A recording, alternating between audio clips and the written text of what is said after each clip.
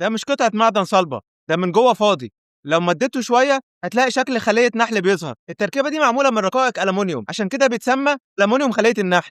أول ما تبص عليه تحسه ضعيف جدا، لكن أول ما يتمدد بالكامل بيبقى قوي جدا. خفيف زي الورقة لكن صلب زي الحديد.